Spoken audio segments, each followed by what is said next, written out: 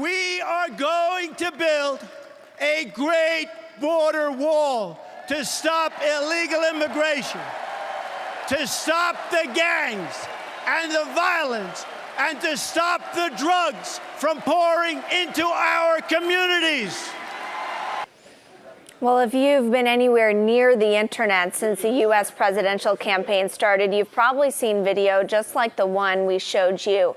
Our next guest says this year is about the viral video election in the United States. Shama, Hyder, CEO of Marketing Zen Group, joins us now to discuss this. Thanks so much for joining us. Pleasure to be here. So, President Obama was the Facebook, the social media campaign. It really does seem like we are getting into viral videos are what's determining this election. Tell us a little bit about that dynamic. Yeah, so it's really funny when President Obama ran in his campaign, social media was still so new, right? Twitter just came out in 2007, so he ran a very different campaign. And of course, now video is synonymous, it's everywhere. So when one of the candidates, for example, does something, it's online within minutes, within seconds, because someone's there live and curating that information. So even long before the media gets it, before we get the background story on something, it's already out there. Are you getting a sense that people are using this to their advantage, or are candidates still discovering that this kind of happens and affects their polling numbers? Or are President Obama kind of tactfully used social media to his benefit. Are viral videos being used to the benefit of candidates, or is it still kind of an accident? I think it's a really good balancing game where the candidates know that video is what's going to make or break their election in a lot of ways, because it's what people watch, it's what gets shared, but they also don't have as much control as they did before, right? So the videos aren't just curated and produced by them and their campaigns. It's whatever someone wants to get out there. So if someone gets the clip in that perfect time and it's out there, then it's all about them playing spin doctor. I think we have an example of that. Trump kicking out a baby. Let's take a look. They have ripped us to shreds. Ripped us absolutely to shreds. Actually, I was only kidding. You can get the baby out of here. That's all right. Don't worry. I think she really believed me that I love having a baby crying while I'm speaking. That's okay. People don't understand.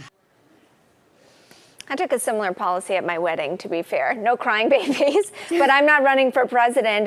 Is that an example of, maybe something where in the moment he said it, but it came back to haunt him? It's a great example, because within minutes of him saying that, it was trending on Twitter. It was Trump crying baby, and it was trending. And so even before his campaign had a chance to say, what's the context, what was going on, what was said before, after, yes, it was all over the internet. And I think that's the difference in this election, right? Is yes, the campaigns have to be smart in how they balance everything out and make sure that they're sharing their version, right, of whatever the story may be. But it's also about how do you take into consideration the fact that people are now the media and how they're telling that story.